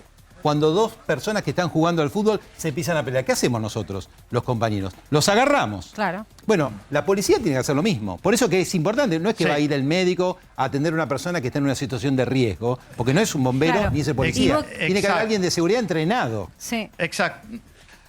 Exacto, sí. Lo que pasa que, bueno, nosotros estamos preparados para lidiar y yo puedo tener 4 meses, 6 meses, 1 año para recuperar a una persona. El policía tiene que decidir qué hacer en una fracción de segundos con una persona que tiene un arma, un cuchillo. Entonces, por eso digo, son trabajos distintos. A veces la sociedad y el periodismo quiere que el policía sea un psiquiatra, que sea un consejero psicológico. No se puede. Una cosa es el trabajo policial y no se le puede pedir a una persona, no, mira, tu trabajo es dejarte matar. No se puede pedirle eso a un policía. Entonces, darse cuenta que el trabajo del juez es actuar, pedir el informe médico, poner la firma. El trabajo nuestro de las personas que nos dedicamos a la ayuda al equipo terapéutico es recuperarlos, es enseñarles a pensar, es enseñarles a gestionar las emociones, pero yo tengo tiempo para hacer eso. El policía no tiene tiempo para reaccionar. Entonces no tenemos que ser tan lapidarios con un policía. Y vos, esta parte que planteaba Javi también, y el policía que accionó bien y que tiene una persona en una condición y que se da cuenta que no está para ser detenido, porque no es un delincuente, sino una persona que está en shock o está en una situación de un brote psicótico, lo que fuese, y no encuentra otra cosa más que la libertad, y dejan a esa persona vulnerable sin el tratamiento oportuno, Javi, pero ahí el que falla es el juez. Es que además, y bueno, ahí es lo que hablábamos antes con Martín, ¿no es cierto? El tema de la firma y demás también, porque esa persona que se torna violenta, si tiene un accionar que puede perjudicar o asesinar o matar a otra persona, tiene que actuar el policía para evitar o cesar ese delito y ese posible crimen también, por más que la persona sea una persona psiquiátrica. Entonces, a ver, la pandemia lo que ha traído, y esto lo hemos visto en la calle y demás, mucha gente que ha abandonado o no ha podido tener el tratamiento psiquiátrico que necesita. Tenemos la encuesta, ¿no, chicos? Para mostrar. Queremos que estos temas no sean tabú, y mientras Martín habla, yo les va buscando su material, vamos buscando también la encuesta. Yo planteaba en la producción del programa que el tema de la situación de la salud mental como la salud emocional no tiene que ser un tabú, más bien todo lo contrario. Y tratado de manera responsable, me parece que vale la pena conocer cómo está la gente. Por eso nos propusimos en Para que Sepas, siempre hacemos encuestas para conocer tu opinión. Nos queremos adentrar en tu situación también emocional. Nuestra encuesta del día, para que votes, y además es anónima, en redes sociales, te preguntamos lo siguiente. ¿Hiciste algo para cuidar y mejorar tu salud mental post-pandemia? Porque sabemos que el COVID y el encierro para mucha gente fue un antes y un después. Por sí o por no votar, y en un ratito vamos a ver las respuestas. Martín. El doctor nombró 2 veces la pandemia. Le quería consultar justamente si durante la pandemia, o sobre todo post-pandemia este último año, ustedes empezaron a recibir más consultas, y si está viendo que la pandemia dejó alguna cuestión psicológica, no sé si grave o tal vez sí grave, pero leve en mucha gente. Sí, es tal cual, porque en las personas que no tenían antecedentes, que no tenían ningún problema, tuvieron grandes dificultades. 2 grupos sobre todo, los más pequeños y las personas de edad, que tienen muchas más dificultades, porque alteró totalmente lo que decía ella, las cuestiones que vinculadas con cómo me mantengo saludable si estoy encerrado. Claro. Y además, lo que comentaba también el colega, que tiene que ver con cuántas personas no pudieron continuar con sus tratamientos y sus controles, no tuvieron acceso. Así que esto lo vemos y de una manera muy importante, tanto sea con las personas con antecedentes como con personas que nunca habían tenido ningún problema. Y se les disparó a través del COVID, niños que, Ricardo. Incluso problemas físicos. Niños y adolescentes que han aumentado incluidos, de peso, por ejemplo. Eso es algo que no se veía en la Argentina. Claro. Chicos Marcela, con sobrepeso. La ansiedad, la compulsión. Ivo. Sí, no, qué buena pregunta. Sí, hay muchísima ansiedad. Y la emoción primordial, digamos, que disparó el tema de la pandemia es el miedo, que es una emoción que la dispara, como todas las emociones, el cerebro límbico. El cerebro límbico se maneja por supervivencia. El organismo distingue una amenaza y cree que no tiene los recursos para enfrentar esa amenaza. Eso es el miedo en el organismo y se pone en funcionamiento. Ahora, cuando vos lo único que haces es plantear una amenaza constante y un organismo lo único que hace es estar en modo temeroso, porque el organismo empieza a producir y a segregar adrenalina, cortisol, un montón de cosas que sirven para la huida o para el ataque, pero no para estar permanentemente en ese estado. Entonces, esto creo que no fue manejado bien y creo que se cuidó nada más que la parte, digamos, el cuerpo, pero no nos ocupamos de la mente, no nos ocupamos de las emociones, no nos ocupamos de que este organismo estaba permanentemente acosado por una amenaza y realmente yo creo que tenemos los recursos para enfrentar esa amenaza. La otra emoción que se nos disparó a todos los argentinos es la ira. Sí. Y también es una emoción que tiende a la supervivencia y que hay que aprender a gestionarla. Esas son las dos emociones que yo creo que, te digo desde acá, desde la Fundación, nosotros trabajamos muchísimo, ¿no? Sí, con claro, nuestros residentes, y que son ¿no? emociones que a el miedo si uno las y a puede, gestionar la ira. las puede gestionar, no pasa nada, se sale adelante. El problema es cuando no se gestiona, Doc. Javi, no sé cómo Sí. lo viste vos desde tu experiencia después del COVID. Si aparecieron estos casos en donde se mezcla la violencia, en donde en la calle lo que antes no tenía tanta violencia ahora tiene 3 veces más de violencia. En la Sí. percepción desde las noticias pareciera que Y sí. mirá, me escribe también otro policía y me dice, el tema de la pandemia y lo que ha traído, además del tema de, bueno, de algunos que hayan abandonado el tratamiento y emparentado con lo que menciona Ivo, la abstinencia. Claro. La abstinencia de muchos consumidores, ¿no? Estoy hablando, también ha generado un problema psicológico muy grande. Y esto se ve en los hechos violentos que ha habido en los últimos tiempos también, durante la pandemia. ¿Sí? La primera parte cerrada, no, hubo muchos menos hechos violentos porque no se podía salir a la calle. Todo eso devino en un gran problema. Y esto no quiere decir o justificar la inseguridad. No, no, pero Estoy se estamos exacerbó hablando de la otra violencia cosa. del delito. Estamos hablando de otra Claro, cosa. claro. ¿Sí? Es una cuestión más psicológica, más de análisis psiquiátrico, incluso también, digamos. Pero eso también ha devenido en una violencia, por otra parte también, y una cuestión también que es muy, muy... A ver, el policía es como decía justamente Ivo, pero el policía tiene que discernir en un minuto, en menos de un minuto, a ver qué hacer con esa persona que se torna violenta.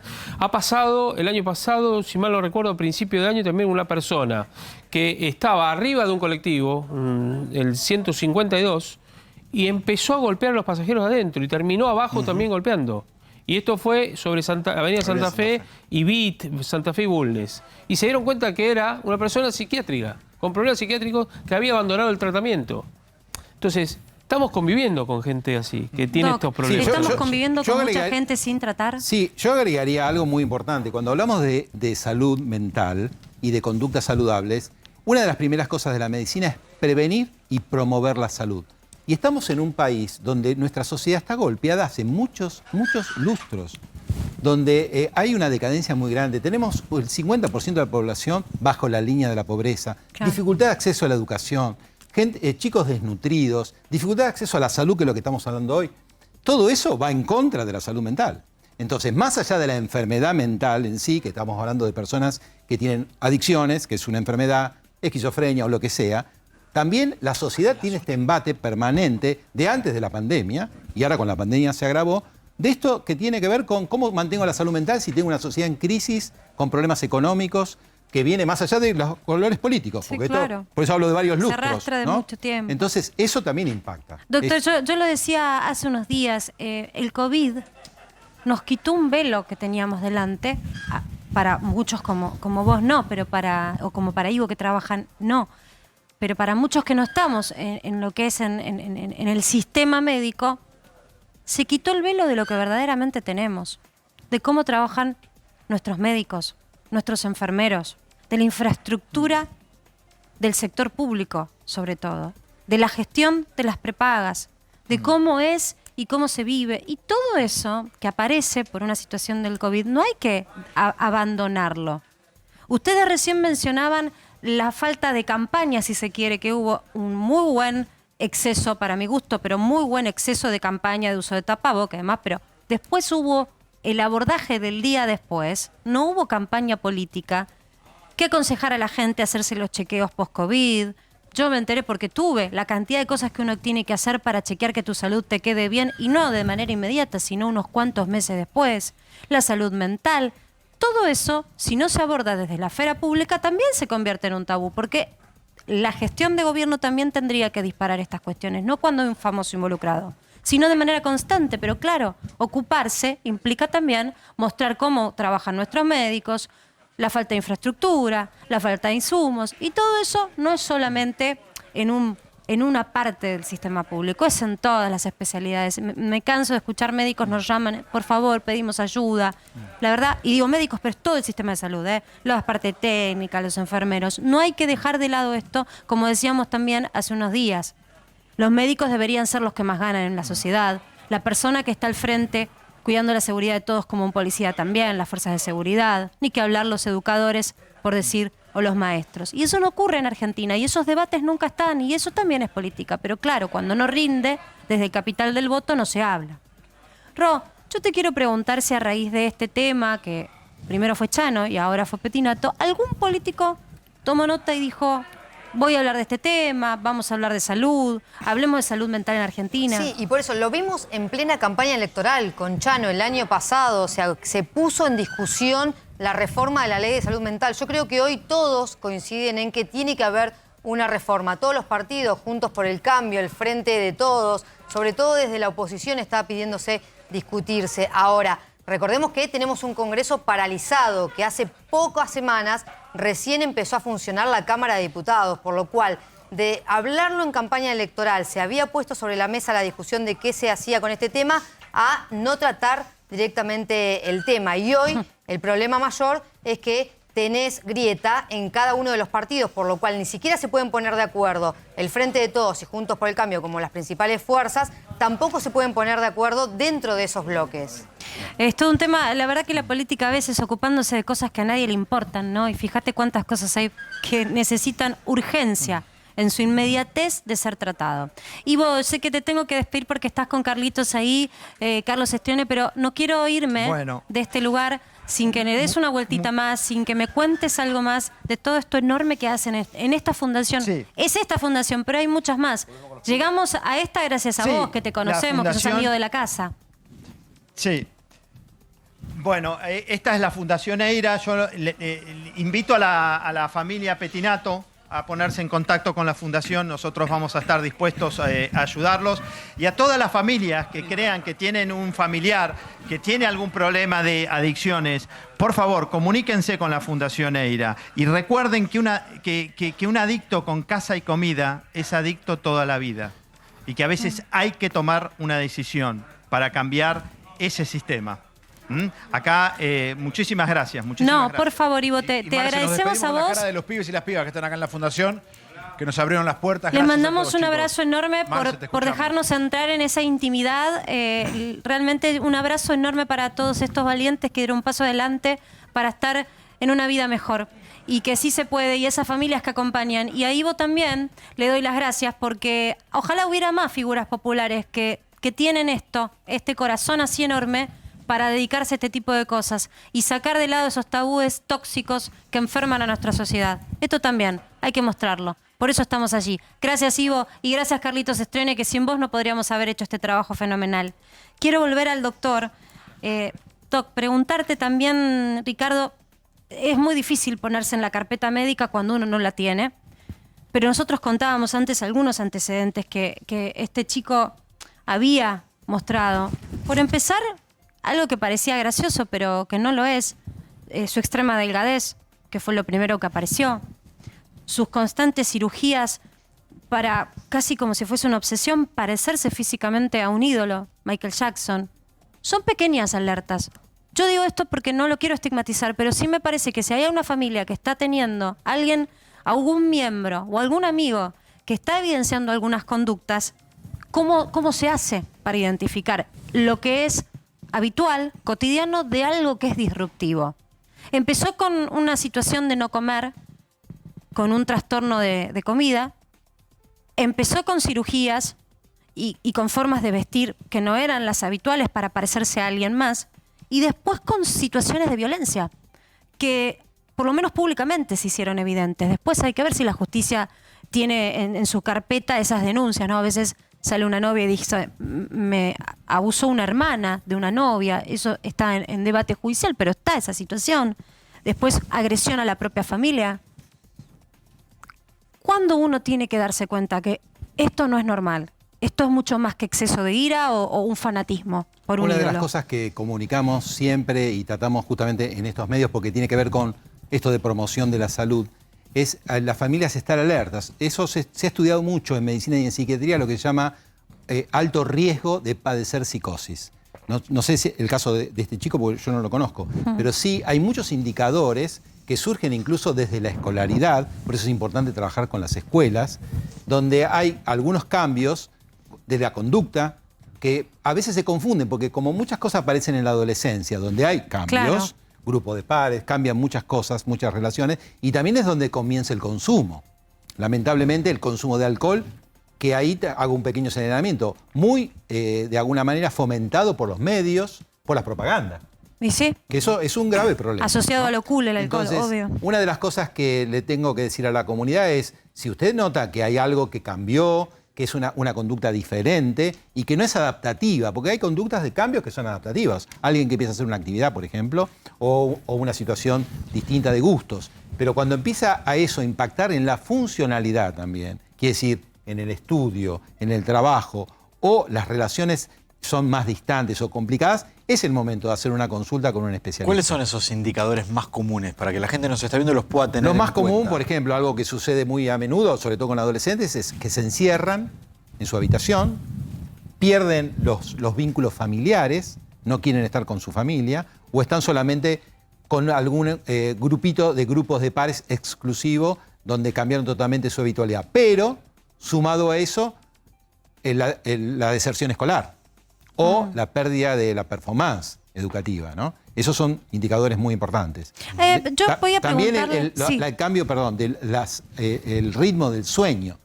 Digamos, cuando y la hay alimentación. personas... Y la alimentación Sí, también. la alimentación es otro, sobre todo se da mucho en mujeres con los trastornos alimentarios que decíamos. Eso también es un indicador, una pauta que las familias en general están atentas a eso. Hay un poco más de información, pero cambio en las pautas del ritmo del sueño también es algo importante que puede señalarnos. Lo que tiene que hacer acá es justamente sacar el estigma, favorecer que la persona consulte, que no tenga miedo de ir a un psiquiatra, que es el médico especializado para hacer un diagnóstico si es que realmente requiere o no un tratamiento, porque a lo mejor lo único que requiere es una orientación. Decir, mire, lo que necesita es esto, nada más. No siempre es un tratamiento. Y no siempre el tratamiento, eso lo insisto, implica medicación. Muchas veces el mejor tratamiento es una psicoterapia, por ejemplo, cognitivo-conductual, cuando hay un problema más específico. Está bueno esto ponerlo sobre la mesa. También yo pongo en debate, Argentina, me habían contado en un laboratorio justamente, es uno de los países de mayor consumo de ansiolíticos, por lo menos de la región. Me pregunto cuántos de ellos son de automedicación o de medicación indicada por un especialista, ¿no? Porque con la pandemia... Muchos, sí, y esta es una buena oportunidad también para cuando uno habla de drogas, no hablamos solamente de drogas prohibidas. Los psicofármacos son drogas y alteran el psiquismo y son de riesgo cuando no están indicadas de una manera muy precisa. Y la automedicación debe ser totalmente desestimada. Lo mismo que la droga que se vende en el supermercado, que es el alcohol. No es que uno no pueda tener una copa de vino con una cena. El problema es el que está enfermo, que es un enfermo adicto al alcohol, que se llama alcoholismo, que ronda el 15% de la población. Es muy importante. Son enfermos del alcohol. Entonces, esas cosas son algo muy importante y lamentablemente nosotros todavía como sociedad prohibimos la propaganda del cigarrillo, pero no prohibimos aún la propaganda del alcohol, que se promueve el consumo de la cerveza, fiestas de la cerveza. Es ser piola y ser canchero es tomar cerveza. Sí, estar asociado a lo cool. Y lamentablemente el problema no es la cerveza, el problema es fomentar el consumo. Me dan un instante porque nos vamos, está Cristian Balbo esperándonos justamente para saber qué actualización hay del parte médico de Felipe Pettinato.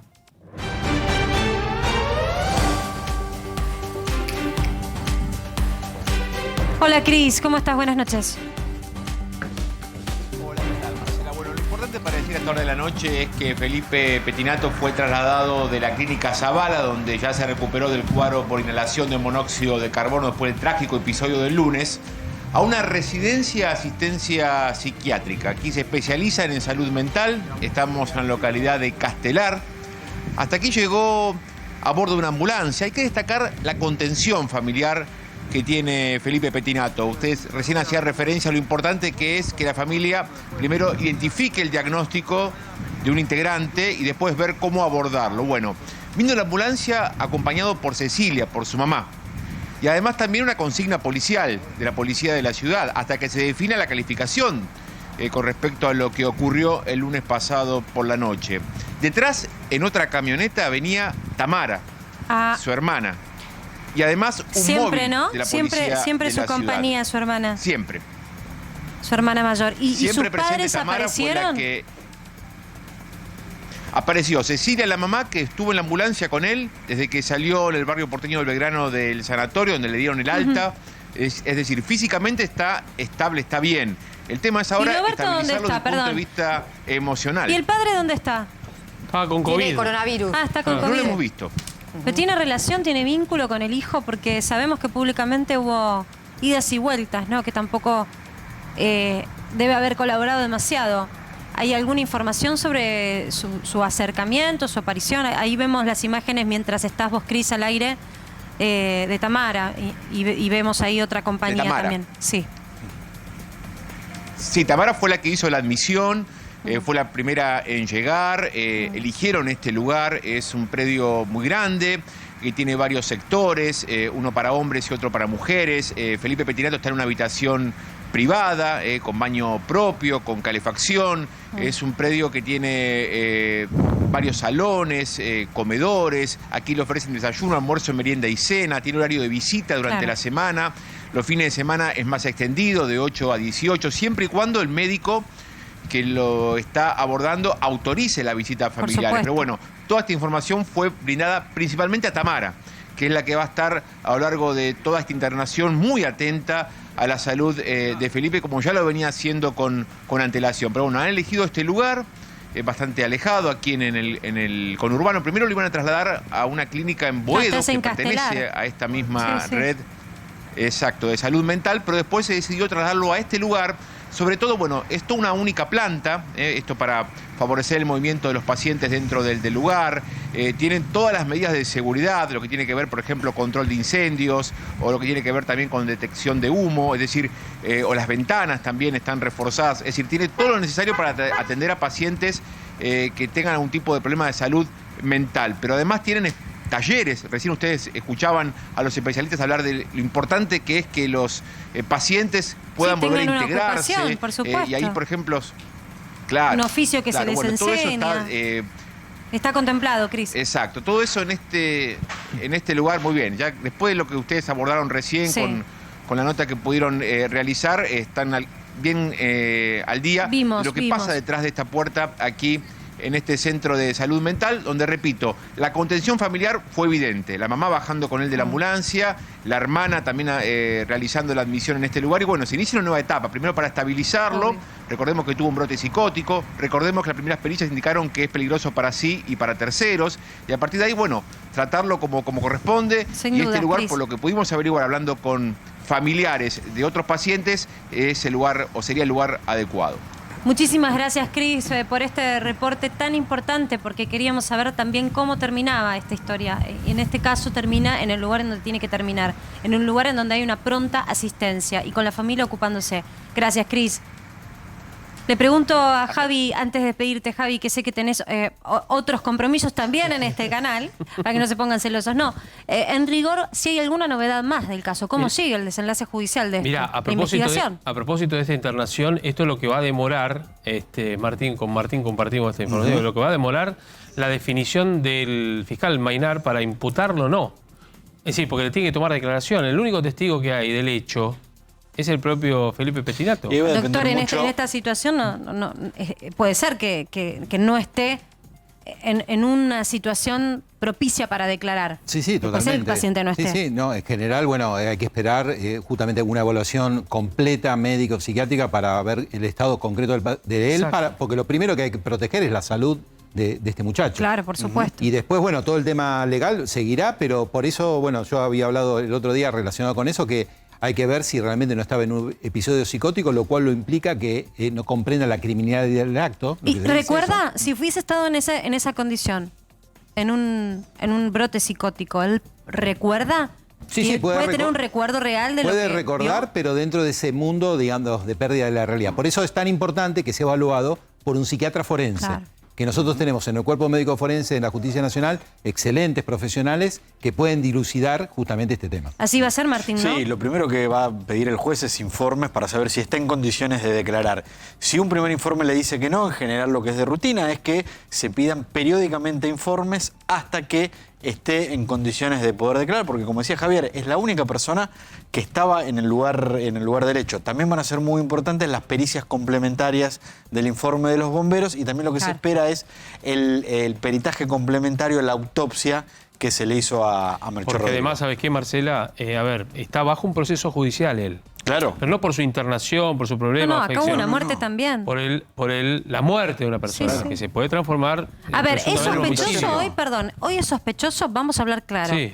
Es sospechoso. Sí, pero a ver, ¿sospechoso por qué? Porque Porque estaba en el lugar. es la última persona que vio con vida a la persona que apareció quemada totalmente. En su propio Yo departamento. me quiero...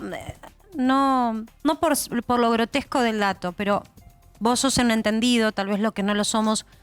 Vos te pusiste mucho énfasis en la descripción sobre cómo arrancaron las llamas en el cuerpo de esta Sí. persona, de este médico. Y fuiste incisivo con describir que sus piernas eran o donde empezó el epicentro de sus quemaduras. Sí. Después se fue para arriba la llama.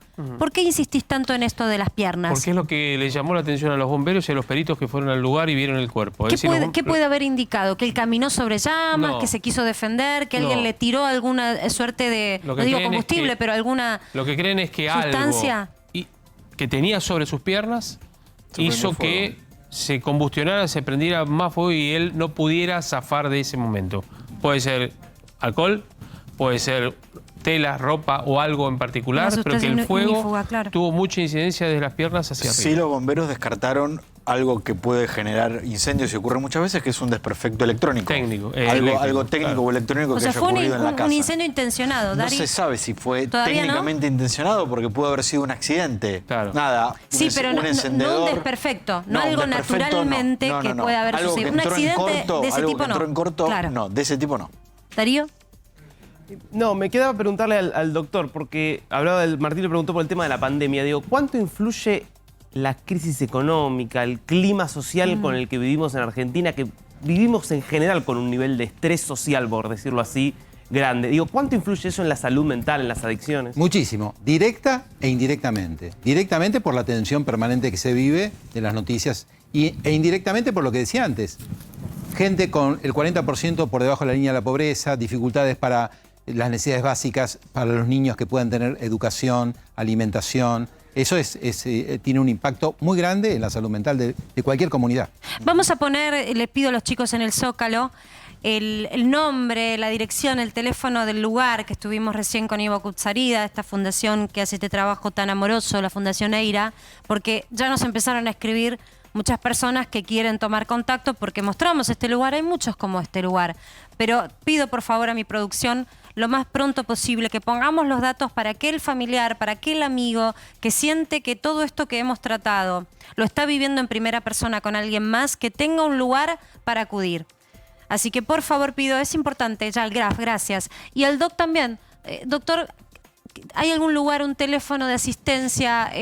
Bueno, vos trabajás en el Borda, pero otro recurso, ¿a dónde también puede acudir aquella persona que siente que algo no anda bien en su vida o que tiene un familiar o un amigo que está pasando por un La momento recomendación difícil? que siempre doy es que vayan a la guardia de los hospitales públicos. El Hospital Borda es uno de ellos, donde la atención es 7x24. Y siempre van a encontrar excelentes profesionales con mucha vocación de servicio para ayudar a las personas que tienen algún sufrimiento. Recordemos la dirección, Doc, para aquellos que por ahí están... Es Ramón Carrillo, 375, el Hospital Borda.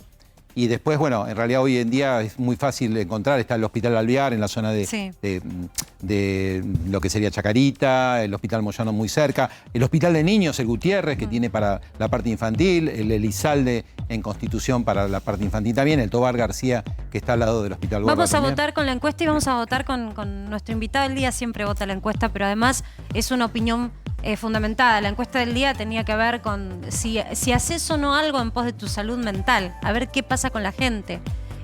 ¿Hiciste algo para cuidar o mejorar tu salud mental? ¿La gente tiende a hacer algo o no después del COVID? ¿O Sí. se dejó estar? ¿Sí? Sí, ¿Se ocupó? Vamos a aportar por sí. A ver, bueno, En realidad no tanto. Acá la mayoría es una muestra.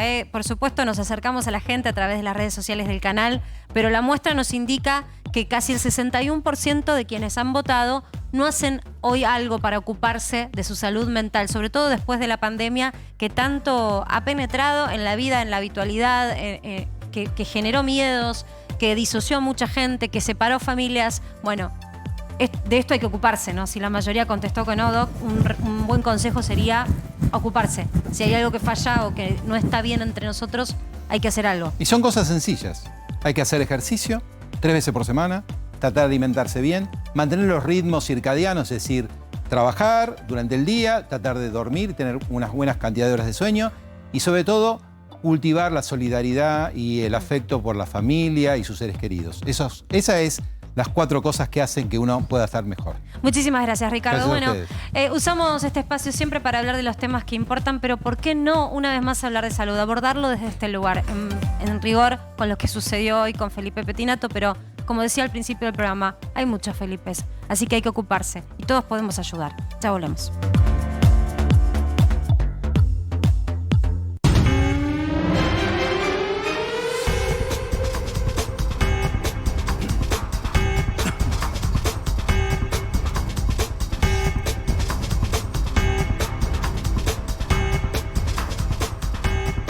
$47.327.407. Ese es el número de habitantes que acaba de arrojar el censo que se hizo ayer. 47 millones de argentinos, la mayoría mujeres, el 52,8% mujeres, el 47,5% hombres. En este censo están contabilizados quienes no fueron censados ayer y hoy aplicaron para el censo digital. Se trata de 29.320 hogares que se recuperaron en las últimas horas por no haber sido censados ayer.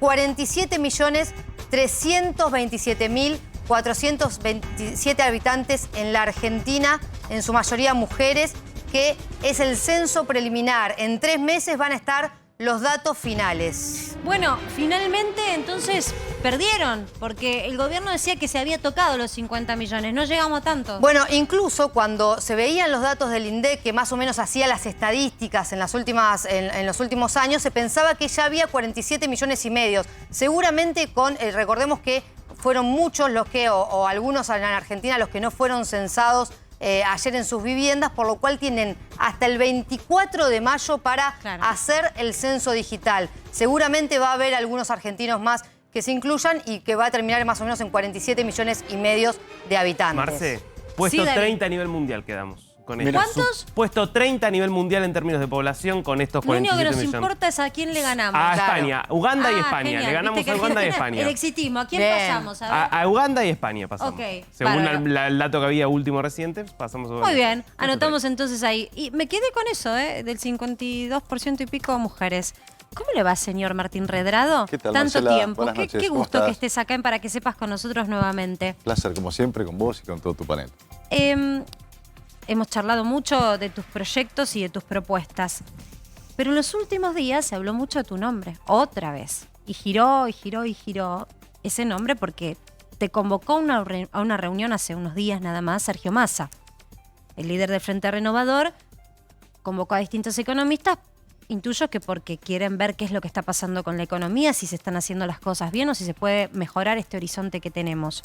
¿Estuviste en esta reunión? Sí. ¿Cómo te fue? ¿Te sorprendió la convocatoria? No, no me sorprendió porque hay preocupación en todo el liderazgo político, tanto del oficialismo como de la oposición. Por lo tanto, este tipo de convocatorias, algunas trascienden como este asado, muchas otras no trascienden, de almuerzos o de cafés, pero hay una preocupación y sobre todo esta idea de o nos atamos al Fondo Monetario Internacional o nos caemos al abismo. Y nosotros en particular, mi equipo Fundación Capital, estamos convencidos que hay otro camino que es superador, que nos puede sacar de esta mediocridad, de ir llevándola en el día a día, postergando los problemas centrales de la Argentina. Así que esa fue una de las tantas conversaciones que tenemos prácticamente a diario, semanalmente, con distintos líderes, intendentes, gobernadores, legisladores, sin duda hay preocupación, pero todavía una falta de rumbo que tiene la Argentina y tratar de buscar denominadores comunes que nos marquen un sentido de rumbo. Cuando te llaman y te invitan, y vos decís, yo veo preocupación, ¿qué les preocupa? No, les preocupa la falta, les preocupa la pobreza, la desigualdad, la inflación, la falta de resultados en materia económica. Porque sabés que yo te escucho y digo, hoy el gobierno se agarraba, sobre todo el ala económica, se agarraba de los números de actividad industrial. Que vos mirás, se dio a conocer la paralela, ¿no? Digo, la información de la UIA y la información del INDEC. Tomemos lo del INDEC y vos ves que tomando a marzo hubo un repunte del 4,8% versus marzo de 2021. Tomás el primer trimestre, el crecimiento fue del 6,1% versus el primer trimestre del año pasado.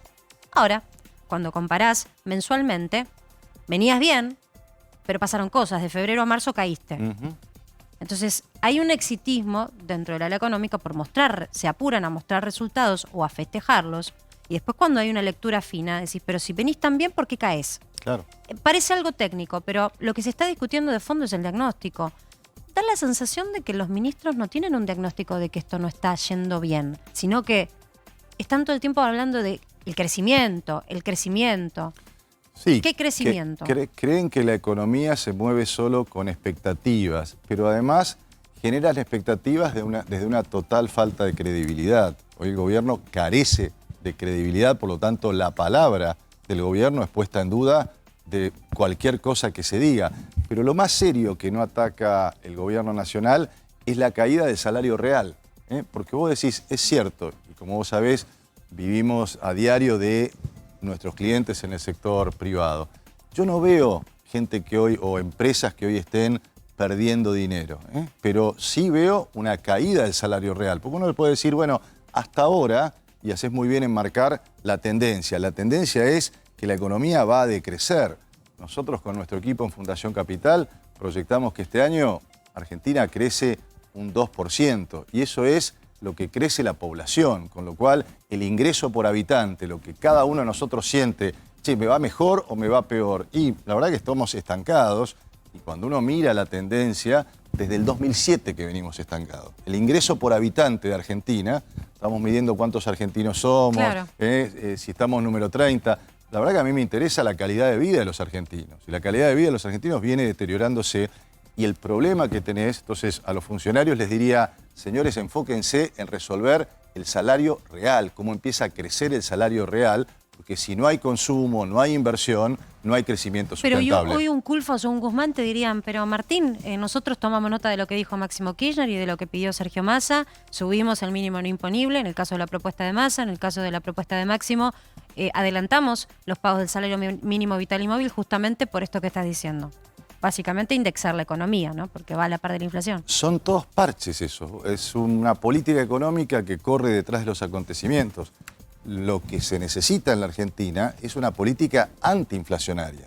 Porque vos dijiste muy bien, el concepto es, se está indexando. Quiere decir que cada vez vamos un escalón más arriba, en lugar de decir cómo generamos un escalón más abajo de la inflación para que el salario cuente, para que cuando cada uno de nosotros va al supermercado a principio de mes, con los pesos que recibe de sueldo pueda comprar más y no menos cosas. Entonces, está mal el planteo es ir corriendo por detrás de los acontecimientos. Che, subieron los precios, a ver qué cosa aumentamos, qué bono adicional aumentamos.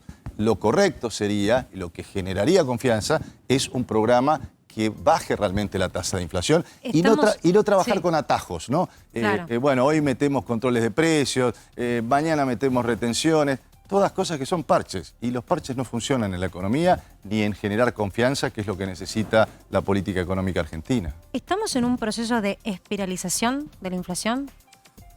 Pregunta clave esa. Estamos en un proceso en donde la inflación va subiendo escalón por escalón. Para que haya un proceso de espiralización, debería darse una huida del peso, lo que llamamos profesionalmente una caída de la demanda de pesos. Y es cierto que si la gente pudiera, se escaparía del peso, porque lo que está viendo es un menor poder de compra, pero la economía, Marcela, o todos nosotros estamos, si me permitís la palabra, esta es una economía encepada. Los argentinos estamos encepados. Cuando queremos hacer algo con los pesos, bueno, solamente por ir al mercado financiero de dólares, es decir, que es absolutamente formal, lo que se llama el dólar bolsa. Bueno, si vas a comprar dólares en el mercado financiero, te prohíben ir al mercado oficial. Te prohíben por 90 días una empresa, por ejemplo, que necesita importar insumos o maquinaria, bueno, y si necesita comprar dólares para otra cosa, no lo puede hacer. Con los pesos no podés hacer muchas cosas que oponer, bueno, hoy un plazo fijo con UVA, sobre todo si va alguna recomendación que siempre me preguntan qué hay que hacer con los pesos. Claro. Bueno, para cubrirse la inflación, sobre todo para el que puede ahorrar en la Argentina, que lamentablemente no hay muchos argentinos que puedan ahorrar, pero que tenga un ahorrito puede cubrirse de la inflación con plazo fijo ajustado con el índice de precios, con el índice de precios del consumidor, el llamado UVA. Pero para que tengas un proceso de espiralización necesitas una huida. Al estar la economía tan encepada, ese proceso se demora más. Sí, y es cierto que también se ilusionan con que hay un aumento del consumo. Lo he visto en algunos economistas del oficialismo. Me pregunto, ¿es un incremento real del consumo o es justamente tratar de escaparme de la inflación adelantando compras? Porque sé que mañana lo que compro hoy a este precio lo voy a comprar más caro. Exactamente, eso es lo que está pasando. Cuando recibís el sueldo a principio de mes, vas corriendo al supermercado por lo menos a comprar los bienes que sean durables, que te pueden alcanzar para fin de mes. Obviamente no se pueden comprar bienes que sean perecederos, pero lo que estás buscando, tanto del consumidor, la ama de casa o el comerciante, lo que hace es tratar de tener stock. El industrial, comprar insumos para poder protegerse de la inflación. Con lo cual, ese aumento del consumo está dado por la urgencia de irse de los pesos porque no hay confianza en que el gobierno tiene la capacidad de bajar la inflación. Esa es la madre de todos los problemas. Nos habían dicho que cerrar con el Fondo Monetario era una materia necesaria para mejorar la performance de Argentina a nivel mundial.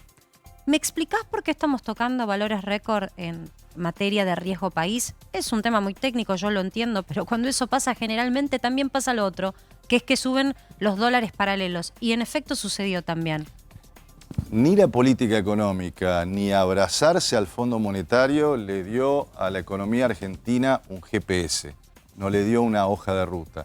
La política económica lo que debe darnos a todos los argentinos es un GPS para saber cómo tenemos que llegar a tal o cual lugar. Por ahí encontramos que el GPS nos muestra que hay muchísimo tránsito, pero nos permite organizarnos, nos permite organizarnos de cómo llegar a destino. Ni el Fondo Monetario y, por supuesto, la política oficial de abrazarse a un programa que lo dijimos en la anterior charla que tuvimos contigo y con Eddie, que es un programa mediocre porque lo único que plantea es ajuste fiscal, ajuste monetario y no resuelve el problema de la inflación. No hay ninguna medida específica que ataque el problema del aumento de precios y menos aún que genere incentivos de crecimiento. Por lo tanto, ni la política económica, ni el programa con el fondo te dio un GPS, ni tampoco te generó confianza. Entonces vamos postergando los problemas, vamos pateando la pelota hacia adelante, pero en algún momento se termina el chamullo. Y cuando se termina el chamullo, ves la realidad. La realidad fíjate que ni la noticia de que hoy el vocero del Fondo Monetario, Jerry Rice, dice que Argentina está en un buen progreso, ni siquiera eso mejoró los valores de las acciones o de los bonos argentinos. Digo, ya ni eso prenden la credibilidad que el propio mercado le asigna a Argentina, ni al vocero del fondo ya le resulta creíble al mercado. Estamos en un problema. Estamos en un problema porque realmente lo que se necesita es resultados. Y además, si mirás los números de cómo venimos transitando ese programa, ya en materia de dos temas que me preocupan en la coyuntura es la falta de acumulación de reservas. Vos sabés que uno de los objetivos que tiene el programa con el fondo es llegar a que a fin de año tengamos un aumento de las reservas del Banco Central en 5.800 millones de dólares y nos vamos quedando lejos aún de la meta de junio, que es más modesta, pero hemos tenido en estos 4 meses y medio, desde que comenzó el año, una oferta récord de Claro, te divisas. iba a decir, si me estás diciendo esto en el momento en donde el agro está... Volando. Es el mejor momento porque es la temporada alta de liquidación de divisas. Y encima nos favorece la lamentable guerra entre Rusia y Ucrania, porque el valor de los commodities, que es lo que Argentina vende, se está revalorizando. Vos me estás diciendo en este contexto que no estamos acumulando las reservas que tendríamos que acumular. Para ponerlo en números, hasta ahora, en estos primeros 4 meses y medio, se han liquidado casi 13.000 millones de dólares. ¿Cuánto aumentó las reservas del Banco Central? En los últimos días, con algunos artilugios, 600 millones de dólares, es decir, la nada mismo. Y si lo comparás con el mismo periodo del año pasado, el Banco Central desde enero hasta mediados de mayo, había acumulado 3.500 millones. Es decir, hoy estamos acumulando un 20% de lo que se acumulaba el año pasado. Con lo cual, primer problema, un Banco Central flaco de reservas, bueno, es un motivo de inestabilidad y de falta de proyección de la economía. Y también la meta de emisión monetaria. Como el gobierno no ha podido, no está renovando la deuda que vence, y además es una deuda que se está indexando con la inflación, con lo cual es una bola de nieve también hacia adelante. Probablemente esta licitación que tenemos en los próximos días tenga éxito, se puedan cubrir los vencimientos, pero se acortan los plazos. Cuando no hay confianza, te dicen, no te presto a largo, te presto más corto. Perdón, ¿esto no lo vimos con Sturzenegger y las famosas Lebac ya? Sí, absolutamente. Esto en el caso es deuda, no es deuda del Banco Central, es deuda de la tesorería. Pero bueno, me refiero al efecto de los pesos en el mercado, que están calientes y dan vuelta y siempre pueden ir al dólar. Exactamente. Bueno, ahora hay muchas más restricciones. Claro. En el momento que estaba Sturzenegger no había restricciones, entonces el dólar se le escapó de las manos y tuvo esas consecuencias. Ahora estás tan encepado que tenés muchas mayores restricciones. Pero lo que está haciendo que el Tesoro no pueda renovar la deuda es que está emitiendo más el Banco Central de lo que se había comprometido con el Fondo Monetario. A nuestro juicio, en las proyecciones de nuestro equipo de Fundación Capital, es muy probable que la meta anual de emisión monetaria la hayamos gastado en el primer semestre del año. Con lo cual, todas estas cosas tenemos un programa mediocre y que también de difícil cumplimiento. Todo esto lo que está generando es la falta de GPS en la economía argentina. Sí, más pesos dando vuelta, eso me queda en la cabeza. Y por otro lado, quiero preguntarte, porque vos mencionás lo de las reservas. ¿Y qué están haciendo con los dólares? Porque hay también un comunicado de la UIA que estamos en un punto de inflexión, dicen los industriales. No nos están dando los dólares necesarios para poder comprar insumos. ¿Quién se queda con los dólares del campo, que el campo aporta? Bueno, vos sabés, porque también seguiste mi gestión, que yo no soy partidario de tener cepos cambiarios. Creo que el dólar debe tener un solo precio y aún en los momentos más álgidos de mi gestión, cuando se dio la crisis financiera internacional, siempre abrimos los grifos para que hubiera confianza, que hubiera pesos, que hubiera dólares, pero ahora tenemos cepo, entonces digo, bueno, esta es otra política. Voy a ingresar en una lógica que no es la mía, pero digamos, si hay cepo, lo que está ocurriendo es que al Banco Central le están pasando los elefantes por al lado. ¿Qué quiero decir?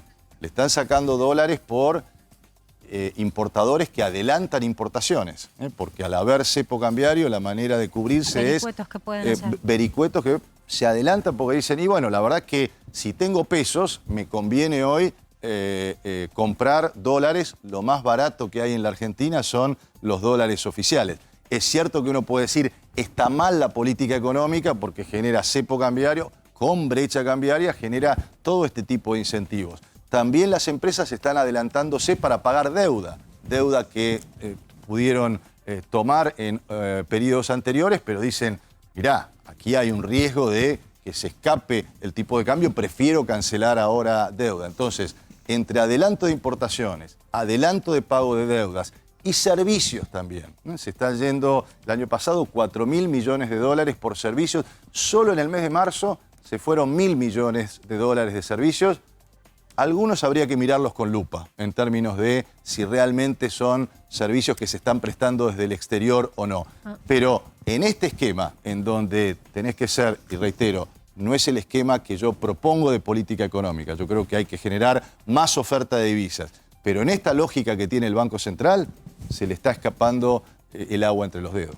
No es efectivo, evidentemente. Te voy a dejar una pregunta picando y me la respondes después del corte. ¿Cómo no? En el fin de semana surgió muy fuerte el rumor, nos llegó a varios periodistas, que la vicepresidenta de la Nación te ve con muy buenos ojos para ocupar un rol preponderante como titular del Banco Central, que ya fuiste. Me respondes después de la pausa, si sabes de esto y si querés. ¿Cómo no? Y seguimos en Para que Sepas y nos visita hoy Martín Redrado y había quedado picando la pregunta que fue pregunta política, rumor político del fin de semana, que es que la vicepresidenta de la Nación vería con muy buenos ojos que vos regresaras de nuevo al Banco Central como titular de la entidad. Como siempre, Marcela, te respondo con la verdad. No tuve ningún tanteo, ni oferta. Ninguna pregunta de eso. Pero creo que todo el mundo sabe, hablábamos hace un rato de las conversaciones que tengo con distintos referentes políticos, de oficialismo, de oposición. Todo el mundo sabe que yo no veo el problema solo en el Banco Central. Argentina necesita una política económica integral, no atajos, un cambio rotundo en términos de la política fiscal, la política monetaria, la política impositiva, la política de impulso a las exportaciones para poder generar más dólares, una política de fondo de infraestructura para generar las obras públicas que hoy Argentina necesita para poder integrarnos productivamente con el mundo. En fin, se necesita un enfoque abarcativo y no pensar, está incorrecto lo que está haciendo el Banco Central, pero no solo eso. Entonces, saben todos mi posición, ayer defendió, mi posición pública y privada. No tengo dos mensajes. O sea, el mensaje es: acá se necesita plan, equipo y leyes. ¿Y si te ofrecen ser ministro de Economía? No, porque el ministro de Economía sí tiene un horizonte más amplio. Sí, yo siempre dije, y por eso escribí un libro que se llama Argentina Primero. Pensemos primero en la Argentina y no en los personalismos. Yo creo que muchos de los problemas que tenemos, Marcela, hoy, cuando uno mira a los hacedores de políticas públicas, son los egos. Entonces, dejemos los egos de lado, no hablemos de las personas, hablemos de él para qué. ¿Qué hay que hacer hoy en la Argentina? Discutamos planes, discutamos más planes y menos personas. Creo que así nos va a ir mejor. Vuelvo sobre el tema porque me interesa mucho. ¿Cómo quedó tu relación con Cristina? Bueno, se sabe que hubo alguien a quien yo no conocía, pero que respetaba por su carrera profesional, una carrera muy sólida en el mercado financiero internacional, que es Javier Timerman, el hijo de la leyenda del periodismo argentino, como Jacobo, pero también hermano de Héctor. Y bueno, él una vez apareció en mi WhatsApp, me dijo, se presentó, le dije, bueno, por supuesto te conozco, no lo conocía hasta el 2020, vino, tomamos un café, como estoy, acá no hay café, pero agua, tomamos un café con él, charlamos y el minuto 40 me dijo, me parecería interesante que Cristina escuchara tus opiniones. Y yo dije, bueno, no hay ningún problema. Yo siento de todas maneras que lo que pasó en 2010 se vio reivindicado por la historia.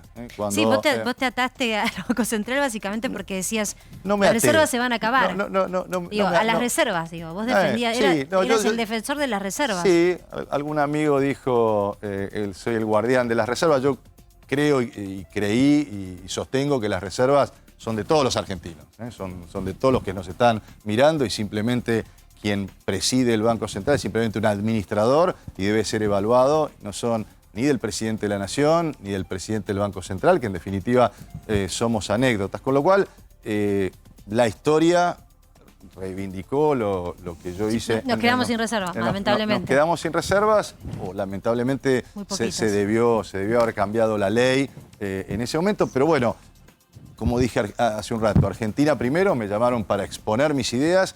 No se habló del pasado y a partir de eso... ¿Eso fue hace mucho, ese encuentro con Cristina? Sí, ese encuentro fue sobre finales de 2020 en el Senado de la Nación. Un encuentro privado de los dos a solas. Y bueno, cuando terminó esa charla me dijo, Martín, muy interesante, sigamos en diálogo, aquí tenés mi WhatsApp. Y bueno, y periódicamente algún WhatsApp de alguna consulta puntual. Y por supuesto, como a cualquier argentino o argentina, le respondo lo que pienso.